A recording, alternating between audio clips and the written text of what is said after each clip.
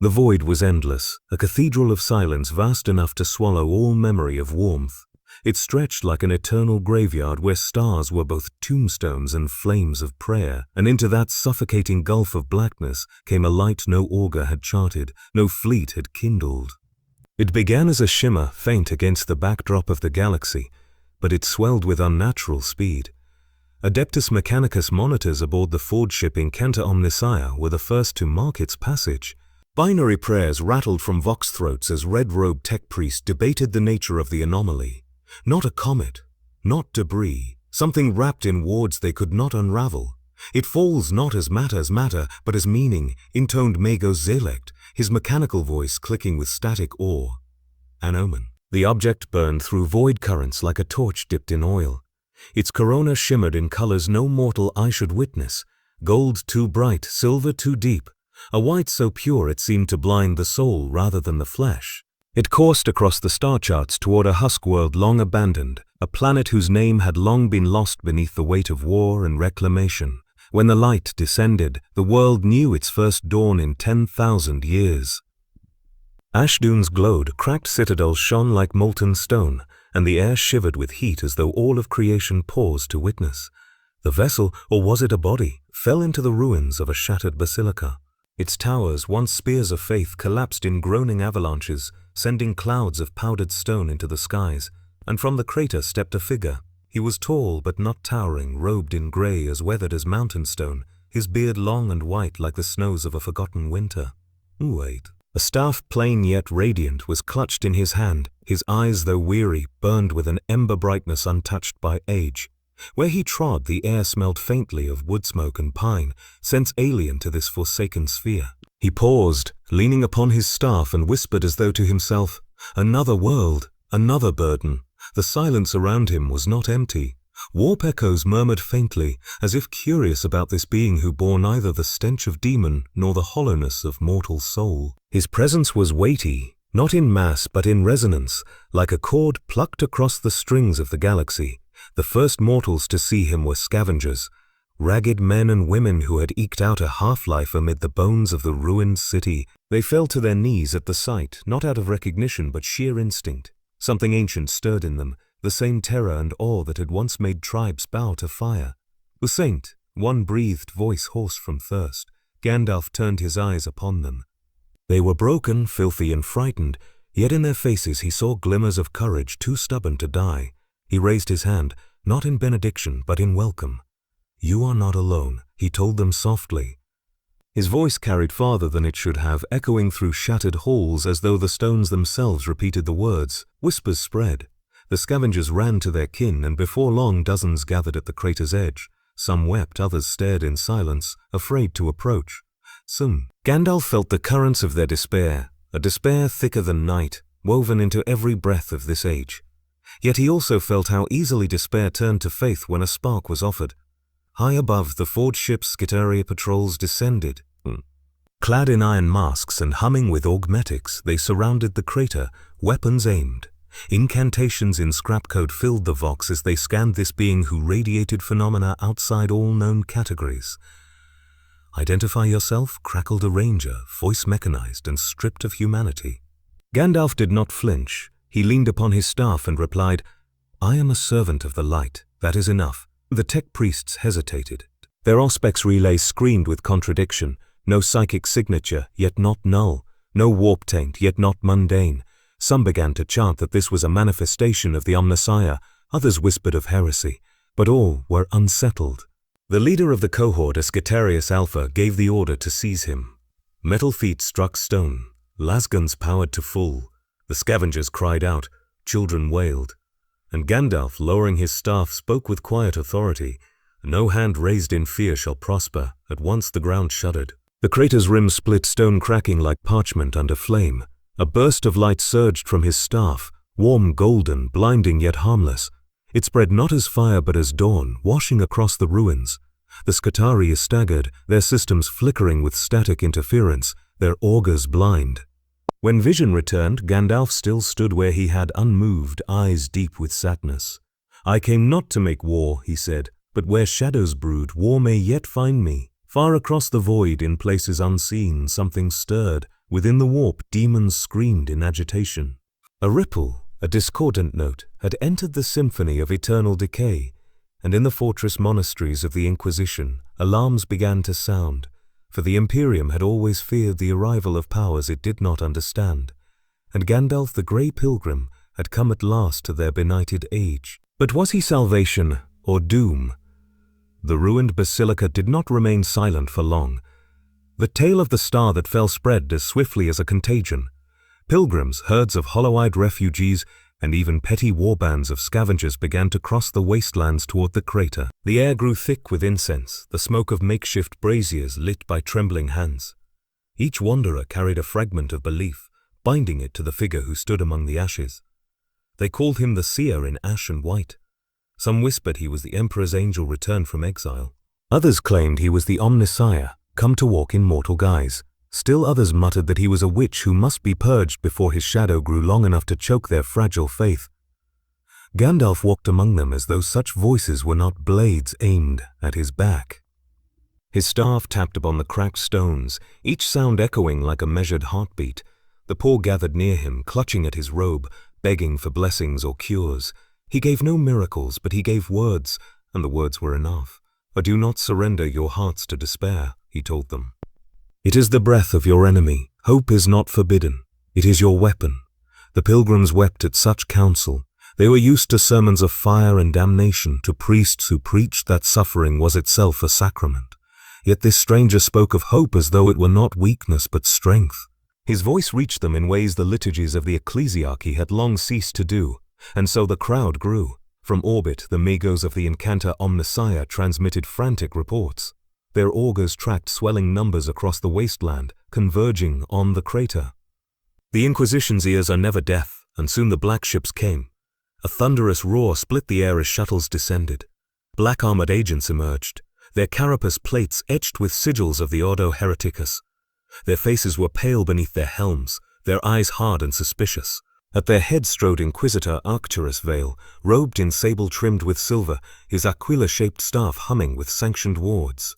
His voice, when he spoke, was sharp enough to shear stone. "Who leads this gathering?" he demanded. The pilgrims shrank back, trembling. All eyes turned to the robed stranger at their center. Gandalf looked upon the Inquisitor calmly, as if he had seen such men before in countless guises across countless ages. "I do not lead them," Gandalf said, leaning on his staff. "They choose to gather." Vale's gaze narrowed. He scanned Gandalf with Auspex lenses, frowning at the contradiction. The stranger bore no Jean trace, no record, no psychic registration, yet his presence seared like a brand across the Inquisitor's senses. A ripple of unease stirred his retinue. "You speak as though you are no more than a pilgrim," Vale said. "Yet 1,000 souls bend the knee at your passing. Such influence is power, and power without sanction is heresy." The pilgrims wailed at the accusation. Some cried out in defense of the seer, others prayed aloud that the Emperor's judgment might prove merciful. Gandalf raised his hand and silence fell. "I claim no crown," Gandalf said softly. "I am but a wanderer, servant of the flame that resists the night. If my presence calls hearts to courage, it is not sorcery, but their own longing made visible." Vale's eyes narrowed further. The words rang with conviction, but conviction itself was dangerous. He turned to his acolytes, voice curt. "Seize him."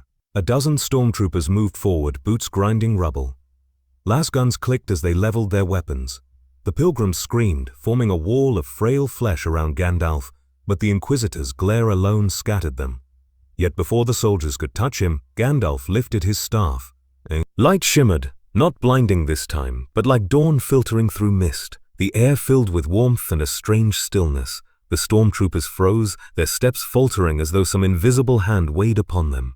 "Lay down your fear," Gandalf said, his voice both gentle and commanding. "But no shadow will claim you if you do not invite it." The stormtroopers staggered back, sweat upon their brows though the air was cold. The Inquisitor's wards flared angrily, warning of interference. Vale raised his staff and barked words of binding, sanctioned liturgies designed to shackle witches. But the power rebounded, his wards faltering like brittle glass against something not of the warp. The pilgrims gasped, some dropped to their knees, others whispered prayers in terror. Vale's lips thinned. He masked his unease beneath iron. "You may impress the ignorant stranger, but I see what lies beneath. You are no sanctioned saint. You are an intrusion, and intrusions are purged. For the first time, Gandalf's eyes sharpened. His voice grew deep, resonant, echoing across the bones of the basilica. Laka, foe. I am no servant of your warp-spawned nightmares. I stand where fire meets shadow, and my road is longer than your stars. Test me if you must, but know this. Not all trials are survived by those who summon them. A silence followed. The Inquisitor felt the eyes of the crowd upon him. Eyes not of trained soldiers, but of the desperate, the faithful, the lost. If he struck now, he risked a riot. If he delayed, this seer's legend would grow. His jaw clenched. He withdrew his staff, gesturing for his agents to stand down. This is not ended, Vale said. The Inquisition will judge you. Gandalf gave a slight bow, though there was steel in the motion. Then let judgment come. But until it does, I will walk among these people, for they have little else but ash. The crowd erupted in murmurs, some fearful, others triumphant. Hope kindled in their eyes, and fear deepened in the Inquisitors. High above, unseen by mortal eyes, the warp rippled again. Demons scented the disturbance, shrieking with delight. A new peace had entered the board, and chaos was never blind to such shifts. And in the halls of Terra, the whispers of the seer in ash and white began to stir debate that could shake the Imperium's spine. The days that followed the Inquisitor's warning were heavy with tension. The wasteland around the basilica swelled with pilgrims who had heard tales of the starborn stranger. Some came seeking blessings, some with offerings, some merely to look upon him and whisper that hope had not wholly perished. Yet for every soul drawn to him, another shadow followed. The Inquisition wasted no time. Word of the seer reached their conclaves, and orders spread like wildfire across encrypted channels. Witnesses must be interrogated. Heresy must be crushed before it bloomed into rebellion. By the Emperor's will, or by their interpretation of it, the stranger would be tried.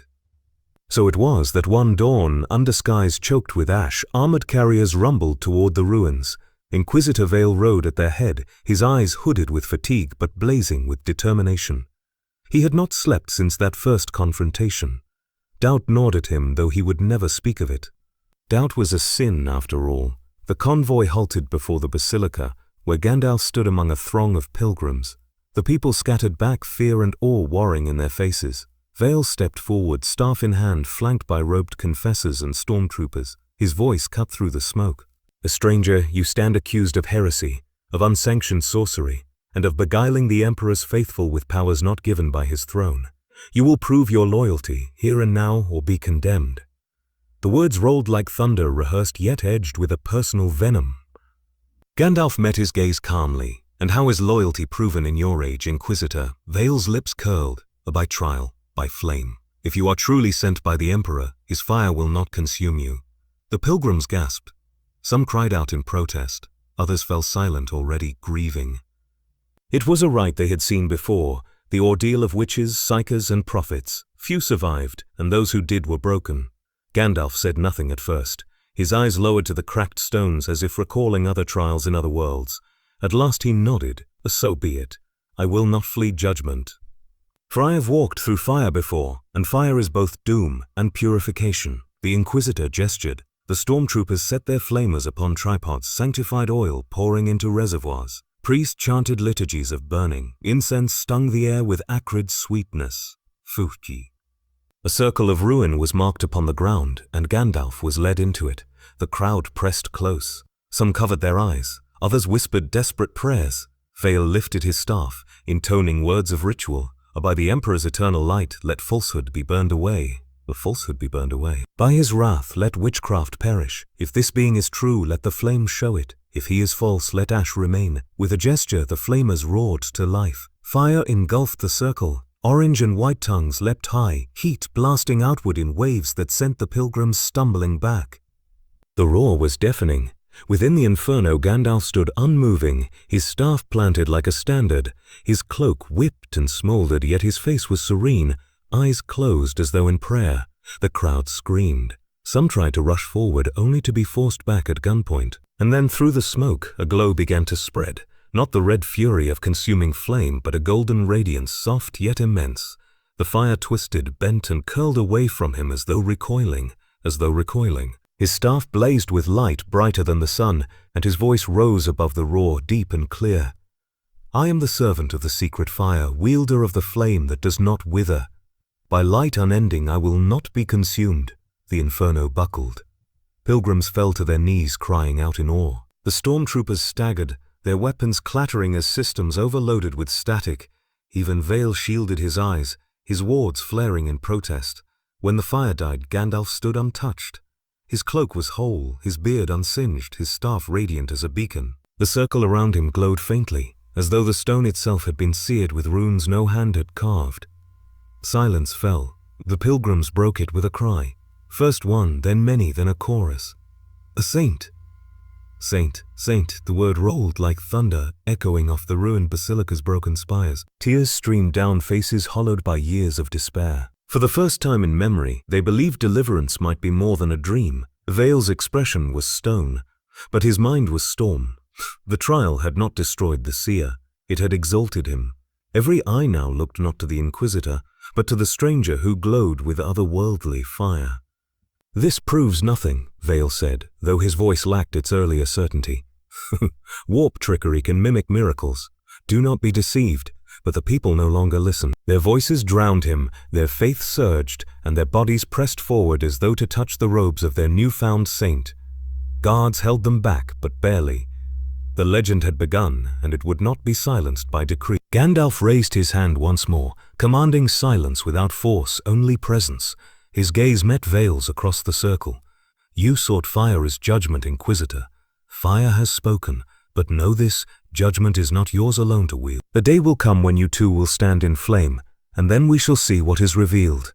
Vale's jaw tightened. He turned sharply, ordering his forces to withdraw, but unease gnawed at him. For the first time in years, doubt had pierced his armor. As the convoy rumbled away, the pilgrims surged forward, chanting, praising, crying. Gandalf remained in their midst, weary yet resolute. He had not sought worship, but it had found him nonetheless. Above them all, unseen but watching, the warp rippled in delight and fury. Demons howled, chaos lords stirred, and whispers spread across the Imperium. A new light walks the galaxy, and light is always hunted. The warp is not silent, it never has been. It is a sea of screaming thought, of dream and nightmare tangled until no boundary remains. And when Gandalf's fire blossomed upon the husk world, the ripple of it tore across the Immaterium like a stone cast into an endless ocean. Every demon tasted it. Every half-slumbering god turned a fraction of its infinite gaze. For in that light was not only defiance but something older, something that did not belong to their endless war of corruption and decay. On a demon world of brass and blood, the servants of Khorne shrieked in rage, for the fire smelled not of slaughter but of restraint, and restraint was a language they despised. In the pestilential gardens of Nurgle, the Plaguefather chuckled as blossoms of rot wilted before the memory of that light. "Hope," he crooned, his voice gurgling through oceans of filth. "A rare weed. Let us see if it grows, or if it rots in my soil." Slaanesh's halls of endless sensation rang with laughter, shrill and broken. The light was like music that could not be imitated, and envy sharpened the edges of their desire. And in the deep, in the frozen palace of scheming, teemed in closer, threads of fate twisted, burning and reforming. "A fire that is not mine," the architect whispered. "How curious." Thus the warp turned its face toward the Imperium once more, eager to unmake what it could not comprehend. On Cadia's battered walls, astropaths screamed in their sleep.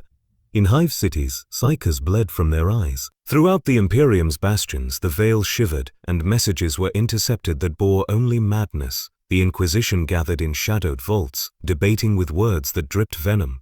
Inquisitor Vale's report spread like contagion, a being immune to sanctioned fire. A stranger who walks untouched. Many believed it a lie, others a threat, still others a test from the Emperor himself. The conclaves argued as they always had, but one truth was inescapable, the warp had noticed. Gandalf himself felt it before any voice spoke it aloud. In the still hours of night, as pilgrims huddled around fires in the ruins, he stood apart, his staff grounded in broken stone. The air trembled. The stars themselves seemed distant, as if veiled by an unseen hand. Then the whispers came. They slid through his mind like oil, carrying with them the weight of ages. Voices without form, neither male nor female, all hungry. They offered power clothed in promise, dominion disguised as mercy. "You are lost, O wanderer of ash. This is not your world. Why bear its burdens? You are strength, they are dust. With us you could reign, not suffer. Do you not see?" Your fire could be eternal, worshipped across stars, unending, unchallenged. Gandalf closed his eyes, and for a moment his hand tightened on his staff. He had known temptation before. The ring, the lust of dominion, the whisper of control over free wills. Here it returned, magnified 1,000-fold, whispered by entities vaster than mountains and crueler than storms. He spoke aloud, his voice quiet yet firm, carried by the ash-laden wind. I am no king. I will not wear the crown of despair. I am a servant, and a servant I remain. The warp recoiled, but not in defeat. Laughter, vast and thunderous, echoed in the emptiness beyond the stars. The demons were not discouraged. To them, resistance was not an ending, but the beginning of the game. The following day, the pilgrims noticed change in the air. Shadows seemed longer. The ruins whispered with voices that had not belonged to the living for centuries. Some of the faithful fell into trances, babbling words they could not understand. A child awoke screaming, drawing glyphs into the dirt that no mortal tongue could speak. Gandalf moved among them, calming, soothing, dispelling fear with words and presence. Yet he knew these were signs not of victory but of encroachment. The warp was testing him, testing them all, probing like claws across the veil. At night he climbed to the highest surviving spire of the basilica.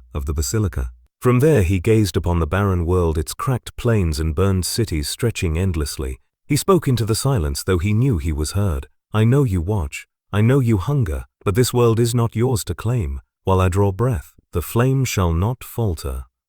The reply was not a voice but a vision. The sky bled crimson, cathedrals toppled, the Emperor's throne cracked and fell into darkness. Legions of demons marched across a galaxy in chains of despair. And at the center of it all stood Gandalf himself, wreathed in fire, blackened and corrupted, a tyrant cloaked in light turned to shadow. He struck his staff against the stone, shattering the vision like glass. The echo resounded down the spire, through the basilica, into the very bones of the earth. The pilgrims below stirred, awakened from nightmares they could not name. They saw the tower crowned with sudden radiance as if dawn had touched it, and they whispered in awe, "The seer keeps vigil." But Gandalf knew the truth. This was only the beginning. The warp would not relent. It would whisper, tempt, taunt, and threaten until the galaxy itself was drowned in doubt. He had faced darkness before, but never on a scale so endless, so pitiless. And he knew also that the Imperium, with its chains of dogma and iron faith, might see in him not salvation but threat. If they turned upon him while chaos gathered, the fire might falter before it could truly shine. So he stood upon the spire until the false dawn faded, his cloak billowing in the toxic winds. His eyes burned with quiet sorrow and grim resolve. "The shadow lengthens," he murmured, "and I cannot fight it alone." The summons came as inevitability. When omens stir the warp, when whispers spread from hive to hive and forge to forge, nothing remains hidden from Terra for long. The grey pilgrim, the seer in ash and white, the stranger who had walked unburned through trial by flame, his tale had grown too large to ignore. So the black ships came, vast silhouettes that blotted out the stars, their hulls crawling with sigils of warding and sacrifice. Gandalf did not resist when their acolytes demanded he board. The pilgrims wailed, some attempting to cling to his cloak, but he raised his staff and spoke gently. "Fear not. The road is long, and this is but a turning." Thus he was borne upward through the choking skies of the husk world, carried into the sanctified darkness between stars. The journey to Terra was a voyage through silence. The ship's hold smelled of incense and oil, of sanctified chains and the copper sting of blood offerings. Servitors intoned prayers without end. Gandalf sat alone in his cell, neither shackled nor free, meditating with eyes closed. He felt the warp press against the vessel's wards, clawing, seeking, whispering. Yet he did not answer. At last the veil parted and the throne world rose before him. Terra, once green and fair, now a shell of ash and fire, its atmosphere heavy with the soot of 1,000,000 manufactoria. Orbital fortresses gleamed like iron halos, each weapon vast enough to sunder continents. It was a planet both sacred and broken, heart of the Imperium, tomb of hope, shrine of tyranny. The halls of the imperial palace stretched like eternity, marble and adamantine, bronze and bone. Statues of saints towered higher than mountains, their faces stern, their swords raised in endless vigil. Golden-clad custodians walked in silence, their armor radiant with the Emperor's authority. To most mortals, this place was overwhelming, crushing in its grandeur. To Gandalf it was sorrowful. For all its splendor, he felt the chains of fear wound tight about it, chains heavier than stone. At last he was led into the hall of the High Lords. The chamber was colossal, lit by fire braziers and hollow lumens. Thrones rose in a great semicircle, each occupied by a figure whose word could shake sectors, the Lord Commander of the Imperium, resplendent in gilded armor. The Fabricator General, half man, half machine, his voice a chorus of vox tones. The Master of the Administratum, cloaked in scrolls that bore the weight of 1,000,000,000,000 decrees. The Ecclesiarch, robed in crimson, eyes burning with fanatic light. Others too, each more formidable than kings. Inquisitor Vale stood at the foot of the chamber, his report already given. Now all eyes turned to the robed figure brought before them. He leaned upon his staff unbowed and returned their stares with calm regard. "You are far from the husk world where you appeared," said the Lord Commander, voice deep as thunder. "You stand now at the center of man's dominion." Dominion. "Speak your name and purpose." Gandalf's eyes flickered with faint amusement as though he had heard such commands before. "I am Gandalf. Some call me the Grey Pilgrim. I serve the flame that resists the night." "As for purpose, that is yet unfolding." Murmurs swept the chamber. The Ecclesiarch rose, robes swirling, his voice sharp as a blade. "O blasphemy! He cloaks his tongue in riddles. He is a witch who corrupts the faithful. Already his name spreads like heresy across the stars. He is no saint but a danger." The Fabricator General's vox breath crackled. "But yet his presence confounds all measure. Our auspex detects no psychic resonance, no warp taint. He is anomaly. Anomalies are data, and data may be prophet." The Lord Commander raised a gauntlet, silencing the argument. He turned to Gandalf. "If you are no servant of the ruinous powers, prove it." "Why do demons stir at your coming?" Gandalf's gaze grew grave. "Because I am not theirs. The shadows sense light, and they hunger to snuff it out. I bring no dominion, no empire. I bring only counsel. That despair is not victory, and faith without mercy is rot. If that is heresy, then judge me so." The words struck the chamber like hammers. Some lords frowned in suspicion. Others leaned forward uncertain. But it was the Ecclesiarch who thundered in reply. "A mercy? You dare speak of mercy in this age? The Emperor teaches us that only through sacrifice is survival won. You would weaken his flock with softness, with dangerous dreams. You are a wolf dressed as pilgrim." Gandalf's eyes flared and his staff gleamed faintly, though he did not raise it. "The Emperor I sense upon his throne is broken yet enduring. His burden is beyond your comprehension. Do not chain his will to your cruelty. Hope is not weakness. It is the only shield left to you." The chamber shook with outrage. The Ecclesiarch shouted curses, demanding immediate execution. Vale himself stepped forward, eyes alight with grim vindication. But others hesitated, the Fabricator General whispering of new possibilities, the Lord Commander considering the stirrings among the faithful. The council was divided. At last the Lord Commander rose. "This matter is not ended. We shall not yet condemn, nor shall we embrace. You will be observed, stranger, watched, tested. The Imperium does not bow to unknown fire, but neither do we waste weapons unmeasured." The custodians stepped forward, their golden presence radiating finality. The audience was over. Gandalf inclined his head slightly, though his eyes burned with sorrow. As he was led from the chamber, the voices of the High Lords clashed in heated debate, their words echoing long after the doors shut. Saint or sorcerer, omen or threat, no verdict was reached. But beyond those walls, rumor spread faster than decree. The seer in ashen white had spoken in the Hall of Lords, and though the council argued, the people whispered, "Perhaps the Emperor has sent one to walk among them once more." And in the warp, demons laughed. For division was always the seed of ruin. The streets of Terra were a labyrinth of shadows and shrines. Towers of stone and plasteel loomed like mountains, their heights lost in smog. Billions moved like ants across causeways and processional avenues, carrying offerings of incense to a throne they would never see. The air tasted of ash and iron, and the cries of priests rang louder than the voices of common men. It was here that Gandalf was brought, not to gilded palaces this time, but into the heart of the people. The High Lords had not decreed his fate, they had only commanded that he be watched. And so the Ecclesiarchy, confident that exposure to the true faith would unravel his mystery, permitted him to walk among the masses under the eye of the Ordo Hereticus. If they expected silence from him, they misjudged. On the third day, as thousands gathered upon the processional of lanterns, Gandalf climbed the cracked steps of an abandoned chapel that had once borne the Aquila upon its roof. His grey cloak stirred in the ash winds, his staff gleamed faintly with hidden fire. The pilgrims who had followed him from the husk world stood in hushed expectation, their whispers already drawing strangers near. And then he spoke. His voice was not loud, yet it carried through the square like the tolling of a great bell. "You have lived so long in shadow," he said, "that you mistake it for the only sky. You have been told that despair is holy, that pain is worship, that your suffering alone upholds the throne. But I tell you, suffering is no god. The light within you is not meant only to burn as fuel. It is meant to shine." A murmur ran through the crowd. Some gasped, others trembled, torn between awe and fear. Ecclesiastical priests stiffened, their faces paling, but they dared not silence him, not yet. "Do not mistake me," Gandalf continued, eyes grave.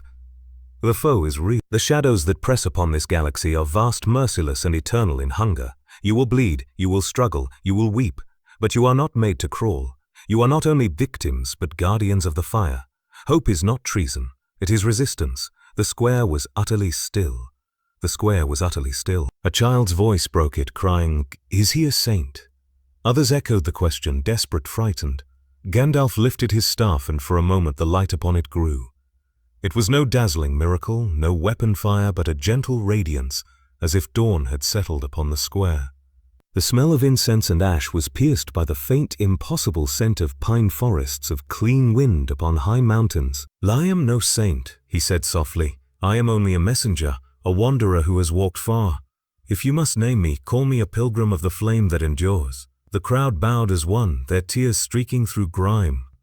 They whispered, "Pilgrim of the flame," and the name took root like seed in parched soil. The priests could bear no more. They raised their staves, crying out liturgies that thundered with accusation. "A false prophet! Heresy! The Emperor's mercy is through obedience, not rebellion. This one leads you astray." The crowd recoiled in fear, but Gandalf's gaze did not falter. He turned to the priests and said, "The Emperor bears more than your words. He is chained upon his throne, yet even broken he endures. If you speak for him, then speak with mercy, not chains. If you claim his name, then do not use it to smother his people's last hope." The words fell like a sword. The priests shouted louder, their fury mingled with fear, but their cries could not smother the murmur of the people. Pilgrims pressed forward, kneeling, grasping at the steps where Gandalf stood. Others whispered to each other, hope in their eyes where only resignation had been before. Hidden among the crowd, Inquisitor Vale watched. His jaw was clenched so tightly it ached. Every word the stranger spoke was poison, hope dressed as salvation, heresy in the cloak of gentleness. Yet the effect was undeniable. These were not mobs ready to burn cities. They were the weary, the broken, and they were rising, not in rebellion, but in spirit. That was more dangerous still.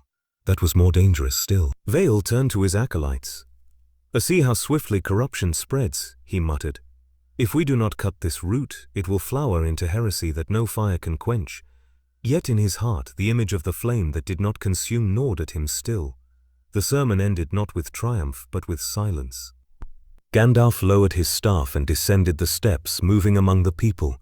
He spoke not from a pulpit, but face to face, hand to hand, his presence like a calm wind in a place long suffocated. The priests dared not stop him, not before so many witnesses.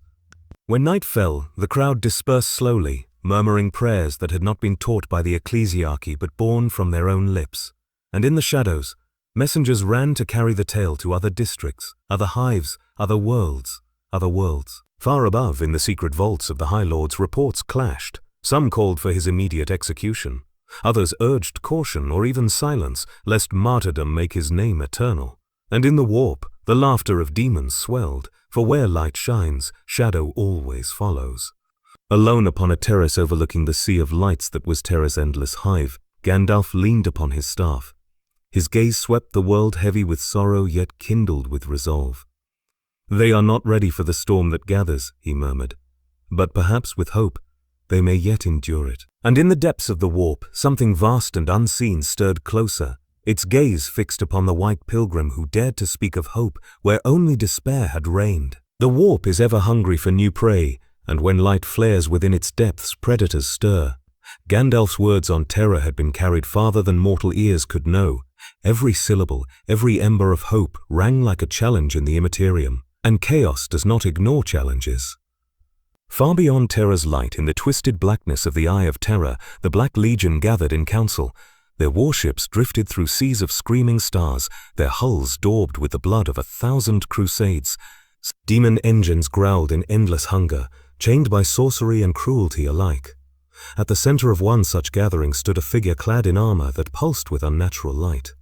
His helm was horned, his eyes burning like coal submerged in oil. He was Malsathar, sorcerer of the Black Legion, who had bent knee to none but Abaddon himself. He traced runes in the air with hands that dripped with warp fire, his voice a hiss that stirred shadows into shapes. There walks upon Terra a light not of the Emperor's carcass, Malsathar intoned. They flame alien, unbroken, uncorrupted. The faithful call him saint. The lords bicker over his name. But we of the Legion know a threat when it dares to shine. He must be tempted, and if temptation fails, destroyed. The demons howled their assent. The other sorcerers bowed. And Malsathar claimed the task for himself, for he hungered to see what fire could be stolen from this stranger. So it was that in the days following Gandalf's sermon, when the pilgrims still whispered Pilgrim of the Flame across the dust-choked avenues of Terra, the air grew heavy with unseen dread. The air grew heavy with unseen dread. Psychers wept blood, their minds pierced by visions of towers collapsing, seas of fire consuming all.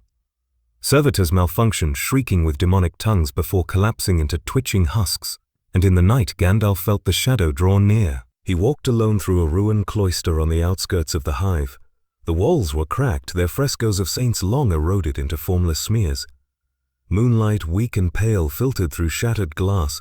His staff glowed faintly, though he had not willed it. Then came the voice, a wanderer. O ye! It echoed from every direction at once, low and silken, yet vast as thunder. The shadows thickened, and from them stepped Malsathar. His armor glimmered with unholy script, his helm adorned with horns that seemed to shift and writhe as if alive. In his hand was a staff crowned with a skull burning with azure flame. I have walked far to find you, the sorcerer said. You shine bright, too bright for this rotting Imperium. Do you not feel how small they are? These wretches who kneel to a corpse, who mistake bondage for faith. You were not made to serve them. You were made to rule. Gandalf regarded him calmly. A rule is but another name for chains, sorcerer. I have seen empires rise upon such promises, and they all end in ash. Malsathar laughed, a sound like glass shattering.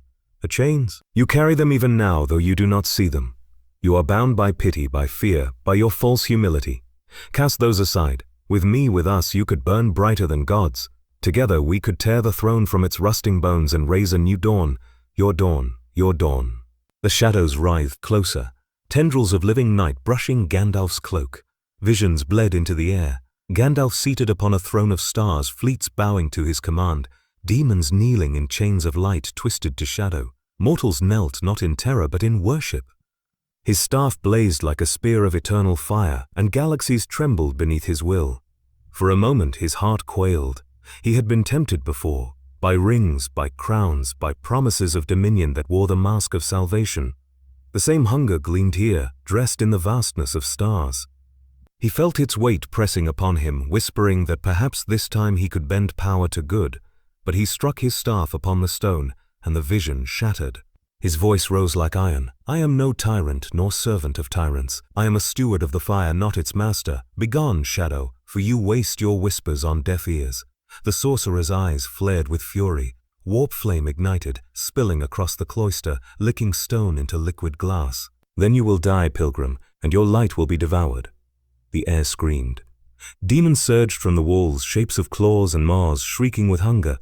Gandalf raised his staff, and light burst forth, pure white gold, steady as dawn. The flames of the sorcerer recoiled before it, and the demons shrieked as though branded. For long moments the cloister was war zone, shadow and fire colliding, stone groaning under the weight of powers unseen since ages unnumbered. The sorcerer's laughter rang above the roar.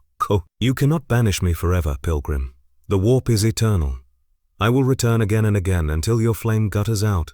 And with that Malsathar dissolved into smoke, vanishing as swiftly as he had come, leaving only the echo of his laughter and the stench of burnt stone. Gandalf stood alone, his staff dim once more, his breath heavy. He looked upon the ruined cloister, now scarred by both shadow and light. This was but a herald, he murmured. The storm follows close behind. And indeed, even as he spoke, demons in the eye shrieked in triumph. The game had begun, and the galaxy itself would be the board. The galaxy did not wait. The warp's ripple that followed Gandalf's defiance reached war councils, demonic hosts and mortal ears alike, and as ever, where whispers stirred, war soon followed. The world of Cadia, eternal fortress at the mouth of the Eye of Terra, was the first to burn. The invasion came swift as storm. Black Legion warships burst from the warp like blades drawn across flesh, disgorging fire and demons upon Cadia's bastions. Spires of rockcrete and adamantium shook beneath bombardments that turned day into eternal night. The defenders, Cadian shock troopers drilled from birth for war, rushed to the walls, lasguns blazing, banners whipping in the smoke. Amid the chaos, a stranger walked among them. Gandalf had been born to Cadia as a guest or prisoner, depending on who named him. Now chains and decrees were forgotten. Battle left no room for trials. He stood upon the walls of Casa Partok's grey cloak billowing, staff in hand. His eyes burned as he beheld the storm. The first wave struck like a tide of madness. Traitor Astartes in black and gold slammed against the walls, bolters roaring, chainblades screeching. Their war cries echoed with the fury of 10,000 heresies. Demons clawed from the shadows, shrieking as they tore through guardsmen like parchment. The line faltered. Men and women who had never known life beyond war felt despair claw at their hearts. And then Gandalf struck the stone with his staff. Light erupted, a shockwave of white gold fire that rippled along the walls. It did not blind, it strengthened. The air filled with warmth, with the scent of pine forests and mountain air, alien to Cadia yet awakening something long buried in mortal hearts. Guardsmen lifted their heads, their voices rallying, their fire redoubling. "Hold the line!" Gandalf cried, his voice ringing above the din. "Stand firm!" Shadows cannot master those who endure. The guardsmen answered with a roar. Lasguns blazed. Heavy bolters thundered. Tanks rolled forward, their cannons spewing steel and flame. Gandalf walked among them, striking down demons with arcs of light from his staff, shattering claws and fangs into ash. When bolter fire threatened to crush the line, he raised his hand and barriers of light flared, warding soldiers long enough for counterstrikes to land. He did not command from afar. He strode through the blood and smoke, his presence a standard brighter than banners. But the enemy was not idle. The enemy was not idle. Upon the broken plain strode champions of chaos, towering in corrupted armor, their blades dripping with the essence of the warp. At their head was Malzathar, returned from shadow. His laughter carried on the wind. "See how your light dwindles in true war, pilgrim," the sorcerer roared. His staff blazed with violet flame, casting bolts that shattered bunkers and tore men screaming into the warp. "You cannot shield them all." Gandalf met his gaze from atop the wall. "Perhaps not, but I can kindle them long enough to stand." The duel was not one of blades, but of presence. Gandalf's fire met Malzathar's shadow above the battlefield, two storms colliding. Soldiers faltered, caught between awe and terror, while the clash of unseen power cracked the very sky. Yet the battle was not theirs alone. For every demon shattered by light, another surged from the eye. For every guardsman who rose, 10 more fell. Blood soaked Cadia's stone until it flowed in rivers. Colonel Varric, guard commander of the 8th Cadian, staggered to Gandalf's side, las pistol in hand, uniform torn. "We can't hold, stranger," he spat through gritted teeth. "Even with your miracles. They'll break us. They'll break Cadia." Gandalf looked upon him, weary yet unyielding. "Then let us not break before them. Even if Cadia falls, let it stand echo through the stars." The colonel stared, and for a heartbeat something kindled in his hardened eyes. He bellowed to his troops, his voice raw. "Acadians, by the throne, stand and die with fire in your hearts. This world has never yielded. Let it not yield now." A roar answered, not of despair but of defiance. The line surged anew. Guardsmen poured fire into traitors' ranks. Lemon-rust tanks rumbled through the gates, spewing shells that shattered demon engines. Mortars screamed overhead, pounding the Black Legion into ash and gore. Through it all Gandalf strode, staff blazing like a beacon. His fire seared demons into nothingness, warded soldiers from blades they could not have blocked, and steadied hands that would have faltered. He was no general, no warlord, but a presence that turned men into more than men. And yet, in the heart of the storm, Malzathar's laughter echoed still. The sorcerer struck the earth with his staff, tearing open a rift from which poured abominations beyond words. Warp beasts with 1,000 eyes, claws longer than spears, voices that unmade sanity. The defenders staggered. The defenders staggered. Even Gandalf wavered, for the rift was not merely shadow, it was despair given flesh. But then across the battlefield a banner rose. Torn, blood-soaked, but lifted high, the Aquila of Cadia. Guardsmen screamed their defiance, voices cracking but unbroken. The banner did not fall. Gandalf raised his staff high, his voice, though hoarse, rang like thunder. "This is not your world, Shadow. Begone!" Light erupted, blinding, searing. The rift shrieked as it closed, the demons within clawing in fury as they were dragged back into the void. Malsathar staggered, his laughter breaking into a snarl. "You delay the inevitable, pilgrim. Cadia will burn, and with it your flame." He vanished in smoke, leaving only the ruin of his laughter. When dawn broke, Cadia still stood, its walls cracked, its dead countless, but its people unbroken. And in the ruins of Casa Partox, soldiers whispered of the white pilgrim who had walked among them, whose fire had held the night at bay. But Gandalf knew the truth. Cadia's reprieve was no victory, only a warning. The storm was growing, and the Imperium had only begun to see its shadow. Cadia still smoldered. Its bastions cracked, its walls littered with the dead, yet the world endured. Among the survivors, one name passed from trench to trench, from field medici to command bunker, the White Pilgrim. They whispered that without him the fortress world would have fallen in a single night. They spoke not of tanks or titans, but of a man in grey who turned despair into defiance. And such whispers were more dangerous than demons. On Terra the Inquisition convened in vaults hidden even from the eyes of high lords. Cloaked in shadow, warded with wards that twisted the air, the conclave of the Ordo Hereticus spoke with venom-laced certainty. "He is no man," declared Inquisitor Vale, his eyes burning with sleepless fire. "He strides through flame unburned, bends armies with a word, closes rifts with a gesture. These are not miracles. They are heresies dressed as light." Others nodded grimly. "The people call him saint," one spat. They kneel to him. Already sermons spread beyond Cadia. In hives and shrines his name is prayed alongside the emperor's. Such worship is intolerable. Another voice, softer, almost uncertain. "Yet if he is not tainted, if he truly strengthens the Imperium, strengthens the Imperium, strengthens," Vale's retort was a whip. "He undermines, he dares speak of mercy, he defies our liturgies. If hope outside sanctioned doctrine is permitted, the whole edifice collapses. This is no ally, it is a seed of rebellion." Thus by decree the White Pilgrim was condemned. Not openly, not yet, for martyrdom could spread faster than fire, but quietly, in shadows.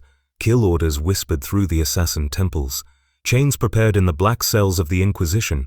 Spies placed among every gathering of pilgrims. Meanwhile, Gandalf himself walked among the wounded of Cadia.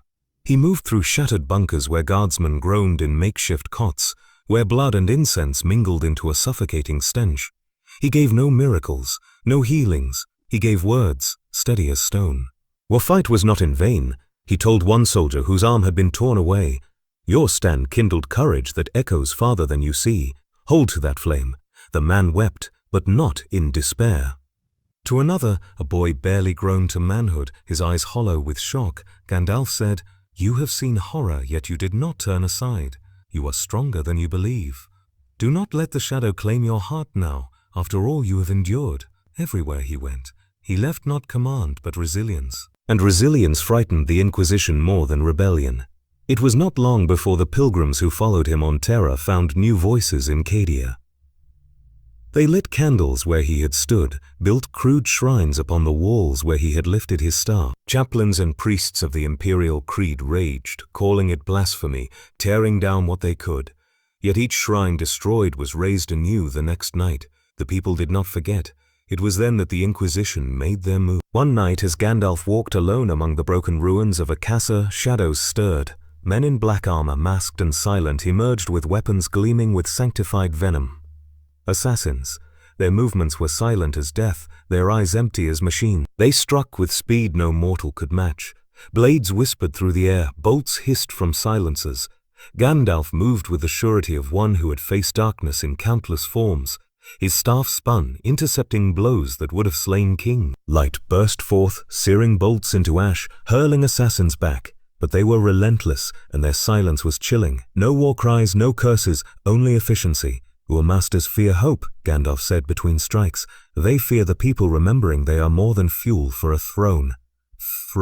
And so they send you, shadows without will, to snuff the flame. One assassin lunged, blade crackling with disruption fields. Gandalf's staff clashed, shattering the weapon into shards of molten steel.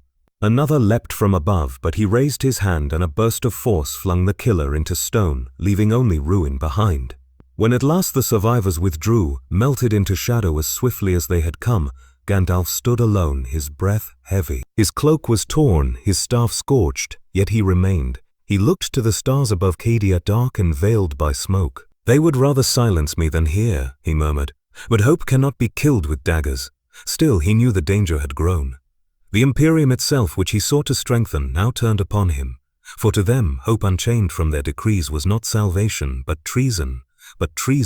Among the Cadian ranks, soldiers whispered of the attempt, their anger rising. They knew who had sent the assassins, even if no name was spoken. Their faith in the pilgrim deepened, not lessened. For what greater proof of sanctity than that the Inquisition feared him so? On Terra, Vale received word of failure. His lips thinned, his rage sharpened. So be it. If daggers cannot pierce him, let fire and chains finish the work. And in the shadows of the warp, Malsathar's laughter returned, echoing like a storm. For chaos needed no blades to wound the pilgrim. It needed only the Imperium itself, turning upon him. The shrine world of Carithos was a place of silence. Its plains were white with the bones of martyrs, its cathedrals crumbled yet still burning with the scent of incense that had never ceased. It was here, among ruins consecrated by endless sacrifice, that Gandalf and Malsathar met once more. The summons had come not by messenger, but by vision. A dream born upon the warp. A cathedral cracked by shadow, a staff of white flame clashing with one of searing violet. Gandalf had risen at dawn, his cloak heavy with ash, knowing the time had come. The Inquisition watched him go, whispering among themselves, too cautious to forbid him, lest the people cry martyr. The cathedral loomed upon the horizon like a broken fang, its stained glass shattered, its spires leaning as though in prayer to a god long silent. Gandalf entered alone. His staff struck the marble, each sound echoing across the cavernous hall, and from the shadows stepped Malsathar. The sorcerer's armor was black as void, inscribed with runes that writhed like worms. His staff burned with warp flame, a skull grinning at its crown. His eyes glowed with hunger, his voice dripping venom. "You came," he said, his laughter like iron scraping bone. "As I knew you must." "Ha ha! The people call you saint, but I call you fool. Did you think the Imperium would embrace you? Even now their knives seek your back. You are nothing but a pawn to a corpse upon a throne." Gandalf leaned upon his staff, calm though the air stank of ozone and madness. "And yet here I stand, while you crawl within shadows. You offer me crowns and thrones, but your dominion reeks of rot. What is your purpose, sorcerer? To tempt me again with lies?" "Are not lies," Malsathar hissed, lifting his staff. "Are visions, truths your stubborn mind rejects. Look." The air split open. Warp light poured forth, painting the cathedral with horrors. Gandalf saw Terra burning, the golden throne shattered, billions screaming as demons feasted. He saw himself upon a throne of fire, armies kneeling, galaxies bowing, his staff raised in judgment. "You could save them," Malsathar whispered. "And not through hope, not through mercy, but through power. Absolute, unyielding power. Take the galaxy in your hands. Crush chaos, crush despair, crush even the Imperium that mocks you. Become what they beg for." For a moment the vision clawed at Gandalf's heart. He had felt the burden of weakness, the futility of words against endless night. The temptation to wield dominion, to end doubt forever, pressed like a vice upon his soul. But then he remembered fire upon mountains, the courage of the small against the great, the truth that light shines not because it rules, but because it endures. His voice rang clear. No throne, no chains. I am no master, Malsathar. I am a steward, and your visions are but shadows cast upon walls. Walls. The sorcerer roared, fury igniting. Warp fire surged from his staff, a torrent of violet flame that turned stone into molten rivers. Gandalf raised his own, and light blazed white and gold, pure as dawn. The two forces collided with a thunder that shook the cathedral, shattering walls, toppling statues. The duel began. Warp creatures burst from cracks, shrieking, clawing toward Gandalf, but each was seared to ash by arcs of his fire. Malsathar summoned storms of screaming skulls, bolts of dark lightning that tore pillars apart. Gandalf met them with barriers of light, the impact ringing like hammers on steel. Their voices clashed as much as their staffs. "You fight for insects," Malsathar spat, his flames striking like whips. "They will die, as they always die. They will curse your name when despair consumes them. I fight for their right to stand, Gandalf thundered, his fire surging brighter, forcing the sorcerer back. Are not to be ruled, not to be broken, but to endure, not to endure. The cathedral shook, its roof collapsing, stars visible through cracks in the night sky. The ground split beneath their feet, molten light and shadow spilling out as though the planet itself were bleeding.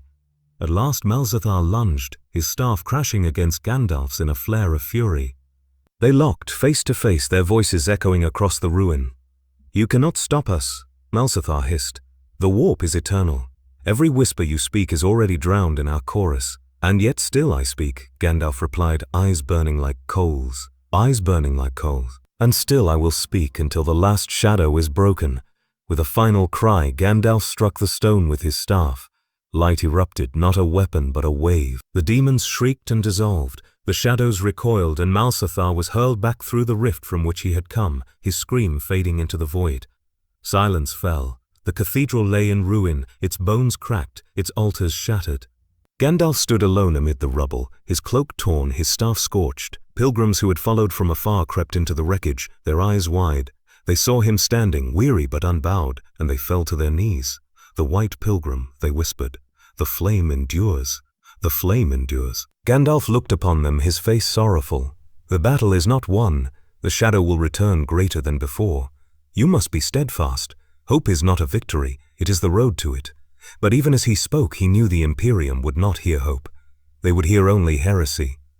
For in their creed, there was no room for voices that did not come from the throne, and somewhere deep in the warp Malzathar's laughter echoed still, promising the duel was far from ended. The White Pilgrim's duel upon Caridos could not be hidden. Even when inquisitorial scribes tried to veil the truth, the story bled through. Soldiers whispered it in barracks, pilgrims carried it in songs, and even within the administratum's endless halls, his name spread like fire in dry grass. To some, it was proof of sainthood. To others, the taint of sorcery. To the High Lords of Terra, it was a threat too large to ignore. Thus the decree was made. Gandalf the Grey would be brought to the heart of the Imperium, not as guest nor prisoner, but as enigma to be measured before the throne itself. The journey through the imperial palace was a descent into awe and dread. Marble corridors stretched like rivers of bone. Towers reached so high they pierced the clouds of pollution. The air reeked of incense, thick as smoke, choking lungs yet sanctified as holy breath. Custodians clad in golden armor escorted him, their presence radiating judgment. No words passed their lips, for their silence was more crushing than chains. Gandalf walked steadily, leaning on his staff, his eyes heavy with sorrow for what he already felt pressing at the edges of his mind. At last they came to the Astronomicon. Few mortals ever beheld it and lived. A cavern vast as mountains yawned open, its air trembling with psychic fire. Choirs of 1,000 psykers screamed as one, their bodies convulsing upon thrones of iron, their souls consumed to keep the beacon burning. Their agony hung like mist, endless, unrelenting. And there, at the center of it all, rose the golden throne. It was no seat of glory, but a machine of death. Vast cables fed into a body that had once been man, now more husk than flesh. A giant bound in chains of machinery, eyes empty yet burning with a light that refused to die. The Emperor of mankind, broken but enduring, his will stretched across the galaxy like a net of iron. Even Gandalf, who had faced Balrogs and the abyss of shadow, staggered. The presence was overwhelming, a pressure that pressed not upon the body but upon the soul. It was not majesty but burden, endless, unbearable, unending. He leaned upon his staff and whispered, almost to himself, "So this is the weight you bear." The custodians bowed low, their voices reverent. "You stand before the master of mankind. Kneel if you would speak." But Gandalf did not kneel. His eyes filled with sorrow, not defiance. "I have knelt before kings and lords, before shadows that claim dominion. But I will not kneel to suffering. I will only bow to the fire that resists the dark." The custodians bristled, their halberds shifting, but the air stirred before they could act. A whisper filled the chamber, not sound but thought. It was vast, broken, fragmented like wind through shattered glass, yet it was the Emperor's voice. "Who are you?" Gandalf bowed his head, eyes closed, as though hearing a friend's voice across a gulf of ages. "I am Gandalf, a servant of light. A pilgrim sent from far away, though not by your will. I walk not to command, but to counsel, and I see the chains that bind you." The throne's silence deepened. The whispers of the astronomicon faltered for a breath. The Emperor's presence pressed harder, searching, probing, weighing. Hope. You speak of hope. Hope is weakness. I am bound so that mankind may live. I endure agony eternal. That is my gift. What is yours? Gandalf's staff gleamed faintly. His voice grew firm. Hope is no weakness. Without it, your sacrifice is only torment without end. You bear chains heavier than mountains, yet even you cannot bear them alone. Your people falter, for they are taught only fear, only despair. They need not only your endurance, they need your flame. The chamber trembled. Psychers screamed louder, their agony spiking as the Emperor's presence flared like a storm. Custodians raised their weapons, uncertain, caught between duty and awe. Flame, the voice whispered, fading, broken. I have no flame left. Gandalf's eyes glistened. He stepped forward, though the heat of psychic fire blistered his skin. He placed his hand upon the marble that reached toward the throne. Then borrow mine, if only for a moment. For an instant the astronomicon blazed. Its light, always harsh and searing, softened. Pilgrims across Terra gasped as they felt warmth instead of fire, strength instead of despair. Starfarers wept in their vessels, for the beacon's scream became a hymn. Even the psychers of the choir, dying as they always did, found their last breaths less agony, more release. The custodians stared, stunned, their eternal discipline shaken, and then just as swiftly it ended. The throne burned on, chains heavy as ever, the Emperor silent once more. Gandalf staggered back, his staff shaking, his face pale with strain. Your burden is endless. I cannot unmake it. But I can remind your people that it is not in vain. The custodians seized him then, dragging him from the chamber, for none could linger before the throne unbidden. Yet whispers followed him as he left, whispers among those who had felt the shift, however brief. And in the shadowed halls of the Inquisition, Inquisitor Vale's fury grew, for he knew the danger had deepened. The pilgrim had touched the Emperor's light, however faintly, and the people would not forget, but neither would chaos. In the eye of Terra, demons screamed, for even they had felt the brief flare of hope ripple across the void. And Malzethar smiled, for he knew that fire draws shadow as surely as blood draws wolves. The touch upon the golden throne had unsettled the galaxy. Whispers of the moment spread faster than any sanctioned decree. Pilgrims who had once wept in fear now wept in hope, saying the astronomicon had sung, that the Emperor's light had softened for the span of a breath. Word spread from hive to hive, from starship to starship, always carried with Gandalf's name, and for this the Imperium moved against him. The High Lords argued still, but the Inquisition required no unity. Hope outside their control was treason. Inquisitor Vale's voice cut through all doubts. We has touched the throne itself.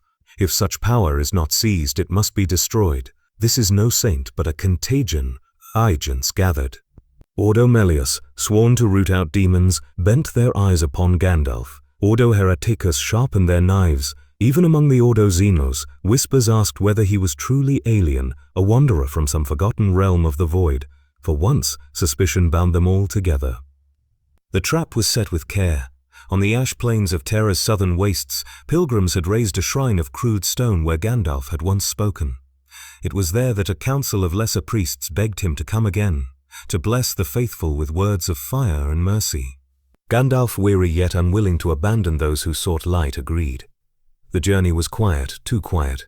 Custodian escorts had been dismissed, replaced by solemn-faced clerics who murmured of loyalty. The pilgrims waiting at the shrine cheered as he approached, their voices lifting in ragged song. Gandalf raised his staff, prepared to speak once more of endurance and hope. Then the chains fell, not iron but psychic. Invisible tendrils lashed from the ground, from the walls, from the very air. They coiled around his limbs, burning with wards crafted in the darkest vaults of the Inquisition. His staff dropped from his hand, clattering against the stone. The pilgrims screamed, rushing forward, but black-armored stormtroopers erupted from the shadows, cutting them down with merciless volleys. The air filled with the stench of blood and ozone, incense drowned by slaughter. Gandalf strained against the bonds, but they tightened, glowing with sigils of nullification. They did not draw power from the warp, they drew it from agony, from the sacrifice of psychers bled in silence beneath the palace. It was a chain built not of metal, but of suffering. Vale stepped from the shadows, his face pale, his eyes blazing with triumph. You spoke of hope, pilgrim, but hope is heresy when it defies control. Did you think we would allow your words to spread unchecked? Did you think the Imperium is so frail as to bend to a stranger's fire?" Gandalf's eyes burned with sorrow more than rage. "You betray not me, but them, the people who need more than chains.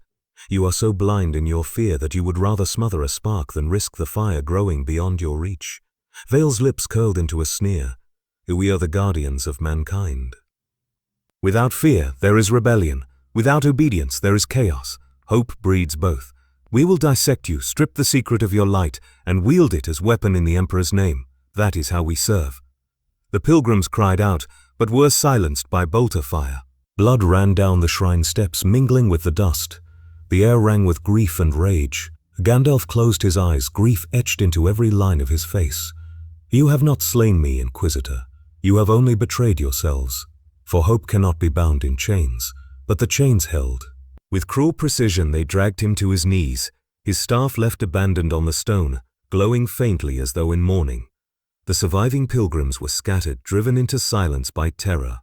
The shrine itself was torn down, its stones defiled with oil and fire. In its place the Inquisition left nothing but ash, warning all who passed. Heresy is silence, and silence is safety. Gandalf was carried away, bound in black ships warded with screaming wards. He was brought not to the High Lords, not to the open halls of judgment, but to the black cells, dungeons carved into the bones of Terra itself, deeper than light, deeper than hope. There he was chained, not with iron, but with psychic bindings that gnawed at spirit as much as flesh. Nullfield smothered his flame, reducing his staff to cold wood, his light to a glimmer. The walls wept with the agony of 1,000 prisoners who had died before him, their despair soaked into the stone. Alone Gandalf lifted his head and whispered into the darkness. "So this is their answer. Fear over faith, chains over flame. Then it falls to me to endure, until endurance itself becomes defiance." And though the darkness pressed close, though the warp clawed at the edges of his cell, a spark still lingered. Weak, fragile, but alive, the Inquisitors above congratulated themselves on victory. Vale, in his chambers, wrote his reports with satisfaction. "The White Pilgrim is secured," he inscribed. "Soon we will know the truth of his sorcery. The Imperium will wield his fire, or extinguish it utterly." Yet already beyond Terra's walls whispers stirred again. The faithful who had seen his chains carried the tale outward. They spoke not of a sorcerer bound, but of a saint betrayed, and whispers once loosed cannot be bound. Word count 924. The black cells of the Inquisition were deeper than memory, deeper than hope. Few who entered them ever returned, and those who did emerged broken, their souls gnawed hollow by despair. The walls themselves seemed to drink the spirit, seeping with the weight of centuries of screams. Here Gandalf was chained. The bonds that bound him were wrought not from iron alone, but from agony itself. Runes carved in the suffering of psychers bled dry, wards powered by lives extinguished in silence. Nullfields pressed against him, smothering his light, dimming his staff until it was no more than a stick of dead wood. In darkness time dissolved. No dawn, no dusk, only the endless pressure of silence. Interrogators came in shifts, their voices cold, their questions endless. "From what Xenos race do you hail? Or what god do you serve? Or what bargain buds the warp to your soul?" To each Gandalf gave no anger, no falsehood, only quiet truth. "I am servant of the flame that endures. I am no master of shadows and no servant of them either." The answers enraged them. Foe, a moil. Blades bit his flesh, chains tore at his bones, psychic probes pressed against his mind. But though pain marked his body, his spirit stood like stone in a storm. Yet not all who came were cruel. There were jailers, scribes, acolytes, mortals pressed into service who could not help but listen. In the endless stillness Gandalf spoke to them, not as enemy, not as prisoner, but as fellow souls. One night, when a young scribe lingered too long by the bars, Gandalf lifted his head. The boy's face was pale, his eyes hollowed by fear of his masters. "You are troubled," Gandalf said softly. The boy flinched. "A silence, prisoners do not speak." "And yet you listen," Gandalf answered. His voice was gentle like a fire crackling in winter. "You were not born to chains. You are more than ink and orders. Do not let them steal your heart from you." The boy trembled, tears welling unbidden. He fled, but his hands no longer moved with the certainty of the Inquisition script. Another day a jailer sneered as he slid rations through the bars. "You are broken already? Soon even your tongue will falter." "Then you will confess what you are." Gandalf smiled faintly. "And what am I?" The jailer spat. Is a heretic, a liar, a sorcerer? No, Gandalf replied. His eyes glowed faintly, even in the null's suppression. I am a reminder. That hope cannot be starved, cannot be whipped, cannot be silenced. Even you know it. Else why speak to me at all? The jailer turned away, but that night he dreamed, not of torture or commands, but of a field under sunlight, a memory so long buried he woke weeping. Thus, even in chains, Gandalf sowed seeds, seeds of doubt, of memory, of something greater than fear. The inquisitors noticed. Reports reached Vale's hand, guards growing lax, scribes faltering in zeal, whispers among staff that the pilgrim spoke truth. Vale's rage burned hotter than ever. Even bound he corrupts, he spat. His light seeps into cracks we cannot seal. He must be silenced forever. Preparations began for final interrogation, the ritual dissection of spirit.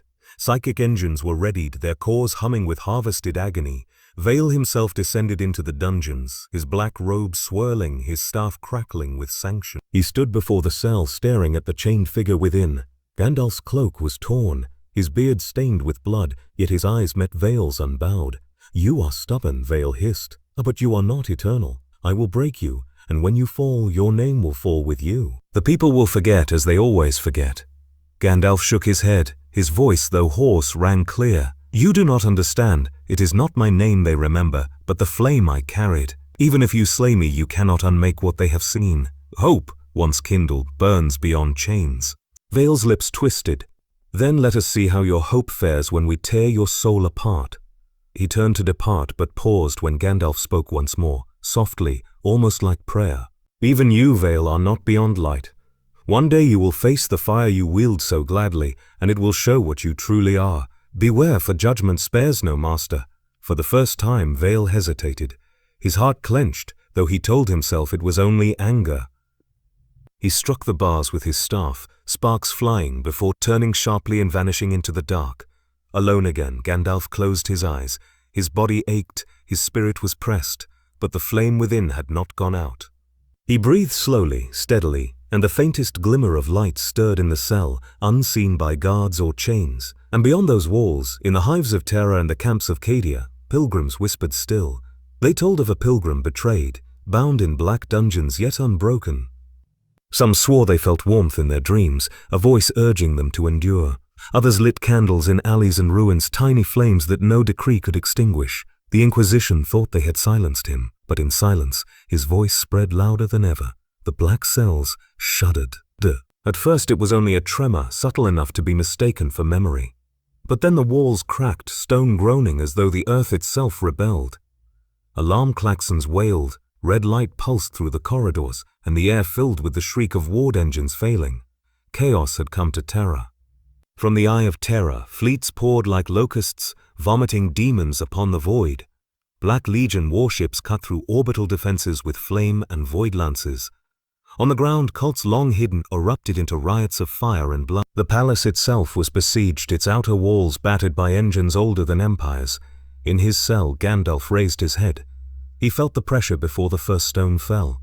The warp pressed close, clawing and howling, eager to devour all. His staff, long dimmed, glimmered faintly, as if remembering the flame. The guards fled, the wards cracked, and then the cell door was torn away by an explosion of iron and fire.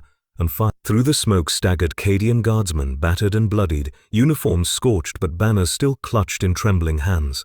At their head strode Colonel Varix, face streaked with blood, eyes alight with grim purpose. "A pilgrim," he roared. "By the throne, we thought you dead." Gandalf rose, chains clattering. The bindings seared him still, but the presence of mortals who carried courage like banners weakened their grip. With one final cry, he struck the ground with his staff. Light flared, brilliant and pure, shattering the chains into dust. "I am not dead," he said, his voice like thunder, "and I will not die while the shadow still threatens." The guardsmen fell to their knees, awe written across their faces, but Gandalf raised his staff. "Arise! This is no hour for worship, it is an hour for war." "It is an hour for war." They rose, and together they strode from the cells into the firestorm above. The palace was chaos. Demons poured through ruptured gates, their forms twisted nightmares of claw and horn. Traitor Astut's carved paths of ruin, their war cries echoing with ancient heresy. The sky above split with warp lightning, bathing Terra in sickly hues. Amid it all, Gandalf walked. His staff blazed, each strike unleashing arcs of fire that seared demons to ash. Bolts of shadow shattered against him, broken upon walls of light. Soldiers rallied to his presence, their terror transformed into defiance. They fought their way to the Lion's Gate, where the battle raged hottest. There the custodians stood, their golden armor scorched, their halberds dripping with demon blood. But even their strength faltered beneath endless waves of shadow. Gandalf strode to their side. His voice rang out, "Hold, warriors of the throne! The fire still burns." For a moment the tide slowed. The demons shrieked, recoiling before his light. Guardsmen and custodians surged forward together, bolters and blades singing. But then the sky split. Malzathar descended once more, his laughter shaking the stones. Clad in armor slick with warp fire, his staff crowned with a skull that screamed, he landed amid the ruin like a god of shadow. "So, pilgrim," he roared, "the chains could not hold you. Then let the grave claim you instead." The battlefield stilled as light and shadow clashed. Soldiers faltered, their eyes drawn to the duel of prophets. Gandalf raised his staff. "You are but a herald of corruption, Malzathar. Your master is decay, your gift despair. And still you cannot understand. Light does not bow." They met in a storm of fury. Fire against shadow, dawn against midnight. Warp lightning split towers asunder. Arcs of white flame turned demons into dust. The ground quaked, the sky screamed, and men fell to their knees as two wills greater than empires collided. Malzathar hurled visions, Gandalf crowned as tyrant, Gandalf wielding galaxies in chains, Gandalf adored as god. But Gandalf shattered each with the strike of his staff. "I am no god," he thundered. "I am a servant, and a servant does not seek to rule, but to guide." The sorcerer shrieked, his armor cracking beneath the strain of his own rage. Warp fire lashed, tearing banners from the walls, consuming mortals by the score. But still Gandalf stood, his light blazing ever brighter. At last, with a cry that shook stone and soul alike, Gandalf drove his staff into the ground. A wave of brilliance erupted, sweeping across the battlefield. Demons dissolved, their screams lost in the wind. Traitors staggered, blinded. Even the custodians paused, awestruck by the sight. Malzathar reeled, his form cracking, shadows leaking from his armor. He roared in defiance, vanishing into the warp once more. His laughter lingered, bitter and unbroken. "You delay, pilgrim. Nothing more. The end will come and even your light will gutter." Silence followed. The battlefield lay in ruin, corpses thick upon the ground, the air reeking of blood and ash. Yet Terra still stood. Gandalf leaned upon his staff, weary but unbroken. Around him guardsmen lifted their banners, their voices hoarse but triumphant. The custodians bowed their heads, silent but acknowledging the fire they had seen. For one night, the white pilgrim had stood with them, and the shadow had faltered. But Gandalf knew this was no victory. It was a reprieve, a pause in the endless storm. His body ached, his spirit strained, and already he felt the warp seething with fury. He raised his staff, his voice carrying across the blood-soaked field. "Stand, men of Terra! Stand, warriors of Cadia! This day is not the last. The shadow will return. The shadow will return. But while I yet breathe, the flame shall not falter." The cry echoed, taken up by thousands. Hope surged, fragile but fierce, in the heart of the Imperium's greatest battle. And in the darkness beyond, the gods of chaos stirred, their laughter mingling with their rage. For they knew the end drew near. The pilgrim's light had burned bright, but light, no matter how fierce, always costs its bearer dearly. The smoke of battle clung to Terra for days. The skies burned crimson, the air thick with incense and ash, the streets paved with the dead. Yet for all the ruin, the palace still stood. The Emperor endured, the Astronomicon blazed, and the shadow had been driven back. For now, among the survivors, one name was spoken more than any other, the White Pilgrim. Soldiers told of his fire. Pilgrims told of his words. Even custodians, silent as statues, acknowledged the light that had burned beside them on the walls. And yet for all their whispers, the Inquisition did not relent. The Ordos gathered in secret conclaves, furious, divided. Some cried that Gandalf must be hailed as saint, sanctioned by the ecclesiarchy to calm the people. Others snarled that he must be obliterated, erased before his heresy spread beyond all control. Inquisitor Vale's voice rose loudest of all. "He is no savior, but contagion. While he lives, hope breeds rebellion. He must be silenced." But the decision was stolen from them, for Gandalf was already fading. The battle had drained him beyond measure. The fire he bore was not infinite. It had been spent in torrents upon Cadia, upon Carithos, upon Terra's walls. upon Terra's walls. His staff trembled in his hands, his cloak hung heavy, and in his eyes was the glimmer of one who knew his road neared its end. He walked alone through the ruins of a shattered courtyard, where statues of saints lay broken, their faces eroded by fire. The survivors followed at a distance, not daring to approach, sensing the weight upon him. He leaned upon his staff, each step slower than the last. At last he reached the edge of the courtyard, where a single column still stood upright. Upon its base, guardsmen had placed their torn banners, blood-stained but unfallen. Gandalf touched the cloth, his eyes heavy with both sorrow and pride. "You stood," he whispered. "Though the night was endless, you stood. That is enough." Then the shadow came again. Not with armies, not with fire, but with whisper. The warp pressed against the wound in reality that the battle had left, and through it came laughter, cruel and mocking. Malzathar's voice, thin but venomous, echoed from the air itself. "You cannot hold them forever, pilgrim. Already your fire wanes, wanes. Already your body fails. When you fall, their hope will die with you, and we will feast on its ashes." Gandalf raised his staff. Its light flickered, weaker than before, but steady. "Hope is not mine to keep," he answered. "It belongs to them. It belongs to them. You cannot unmake it, for it is carried in hearts you cannot chain."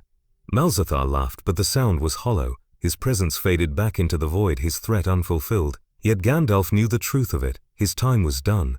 The survivors gathered around him, voices trembling, voices trembling. "Stay with us, pilgrim. We need you. Without you—" He raised his hand, silencing them with a gentle gesture. "No, you do not need me.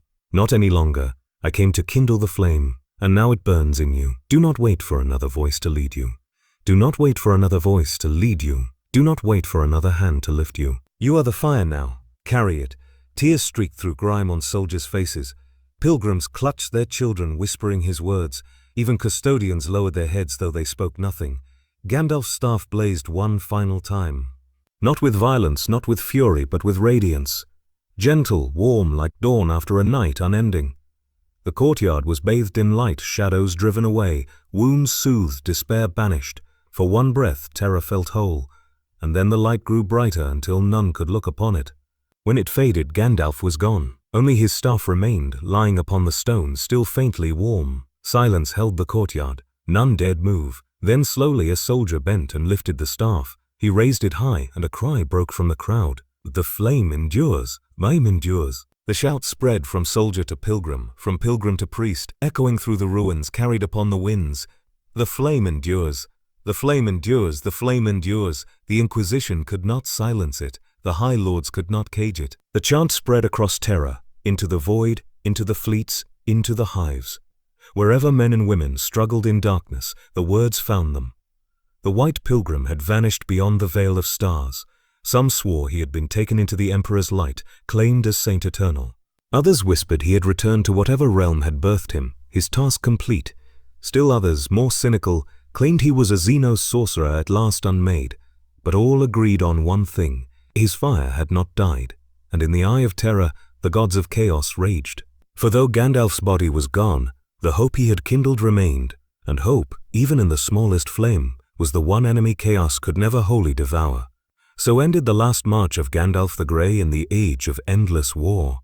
His staff lay as relic, his words as scripture, his presence as memory. Whether saint sorcerer or wanderer, none could deny the mark he left upon the Imperium of Man. And in the silence after the storm, the galaxy held its breath, wondering if the flame would endure against the night that never ended.